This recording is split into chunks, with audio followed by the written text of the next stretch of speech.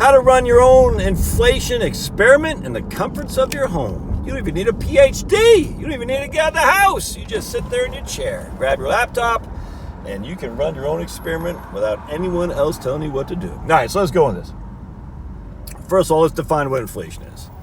It's the change in the prices, the level of prices to maintain your certain quality of life. All right, that's it. That's basically, I'm paraphrasing the BLS, the Bureau of Labor Statistics, who tell us what inflation is. It's the change in the level of prices to maintain your quality of life. Now, your quality of life and my quality of life are two different things, but you get the gist of it. All right, what's that guy doing? I call him Movie McGee. All right, so inflation, and how is it, what do they do? So the BLS, the Bureau of Labor Statistics, they look at the Consumer Expenditure Survey to get a gauge of what people spend their money on. And year after year after year, decade after decade after decade, it's the same thing. The people's expenditures, the vast majority, well, not the vast majority, the biggest part of expenditures is on what?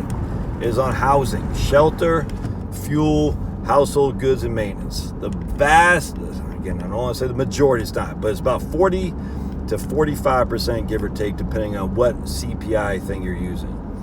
So shelter and housing is by far and away the biggest expenditure that people have. All right. Number two is transportation. All right. By far and away, that's number two biggest expenditure that people have, transportation. About 17% of transportation, of your total expenditures, go to transportation. All right.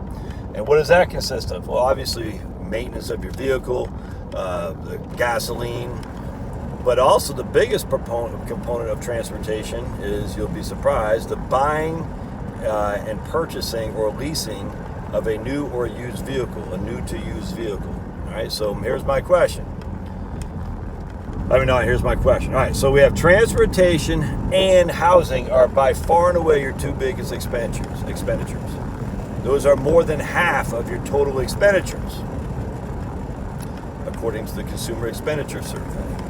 All right, so now we look at our cash flow and we say, hey, what are my expenditures? So let's look at them. So for your old buddy Josh, my mortgage is by far and away the biggest expenditure. Well, my housing, because I like to pay a lot more against my principal than I need to. But anyway, housing is by far and away my biggest expenditure. All right, now I got other things, braces for kids, you know what I'm saying? Obviously food, cable bill, utilities. In fact, my utility bill this month was actually a lot lower than I anticipated, which is interesting. But anyway, so my expenditures are just like this Consumer Expenditure Survey would indicate. Huge towards housing and shelter. Now, I don't have a car payment. All my vehicles are paid off, and as such, transportation for me, the expenditure of transportation, of which, again, is the second biggest expense according to the BLS, my transportation costs are low because I don't drive that much. I have no car payment, and as such, I'm not spending 17% of my expenditures are not going to transportation. Healthcare related stuff is without question my number two expense. Never mind my Cobra premiums, but braces for the kids, just day-to-day stuff for all the kids. I mean, healthcare stuff is a huge cost to us, for my wife and me, my family household. And healthcare is number four. I think five. It depends on CPIE, which is elderly, CPIU, which is the base, most people.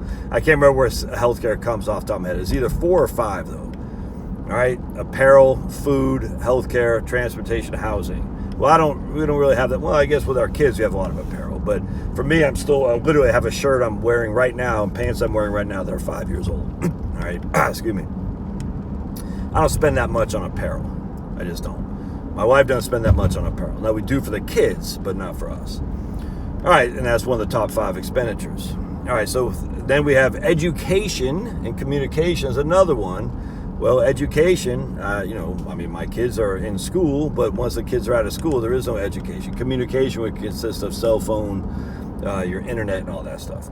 All right, so now but again, I want to go back. Transportation and housing are about 55% of your entirety of your cost. Transportation and housing.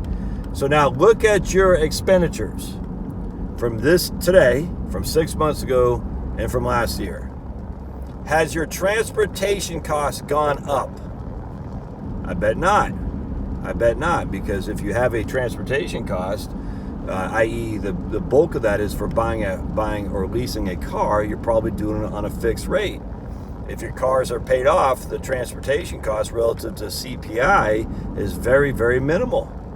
Now, your price of gasoline may have gone up or down. Right now, it's $2.86 here in Georgia, but still, that might have gone up for sure. But in of itself, that's a low percentage of the entirety of the transportation budget in the CPI. Hope that makes sense. All right, now look at your housing costs. Has your housing costs gone up?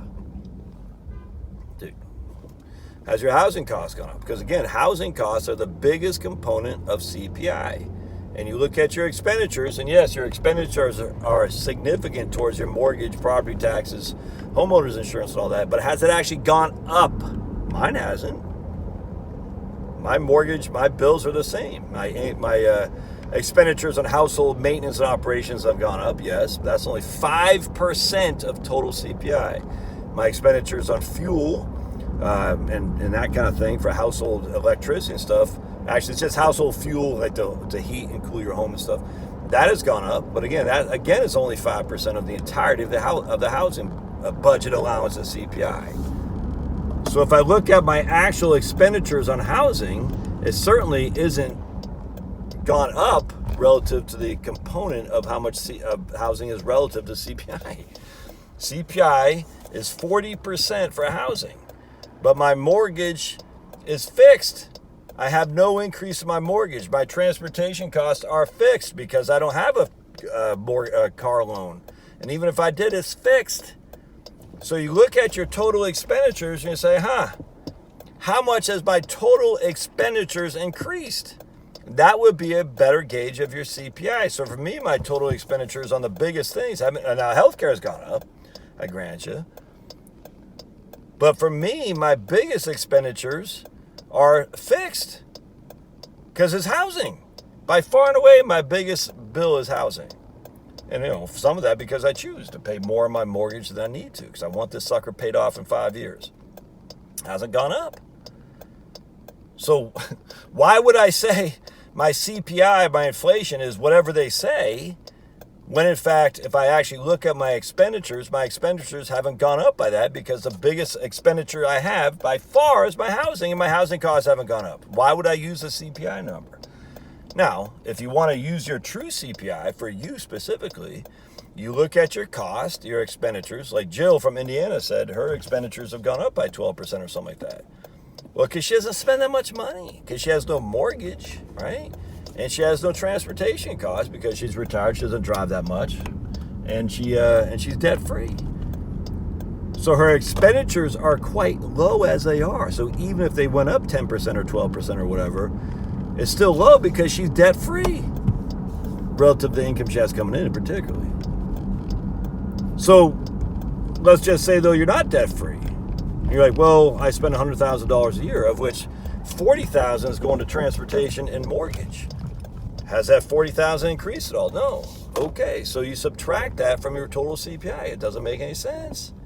It makes no sense. I'm going to Costco. I'm going up to a North Georgia bear meetup here in LJ today, and we're going to party like it's 1999. So I'm bringing let this guy go. I'm bringing if you're not going, I'm bringing a veggie thing, if you know what I'm saying. Oh, man, that guy. Of course, I came in the wrong entrance of Costco. I usually go the back way. Anyway, let's just go. Oh, looks like that guy's going to snake me. Oh, never mind. I got snaked. I'm not going to cut that guy off because I'm a nice guy. I'm not going to cut that guy off to get that place because he already had his mitts on it. It looked like rat fang. I actually like to park when I go to Costco. I like to park far back. I try to park. I try never to go to the drive-through, and I try to park far as way as possible. You get a couple extra steps, and it's a lot easier to get in and out of the thing without a lot of traffic. I always try to park far away. It's just easier, man. I'm surprised. Like my wife, she tries to find the closest place. Like, why? Why? Just park far away. I see my normal place up there. Let's see if this guy sees me. Yes, he did. Good. I see my normal place straight ahead. I don't know if y'all can see that. That's where I like to park. Look at Tesla. Tesla. Yep, so I'm going up to LJ later today to the North Georgia Beartaria Times Bear Meetup. It's going to be fun. I'm going to actually pull over here. Anyway, so that's how you run your own inflation experiment. Give it a shot. I bet you'll be quite surprised. All right, we'll see you.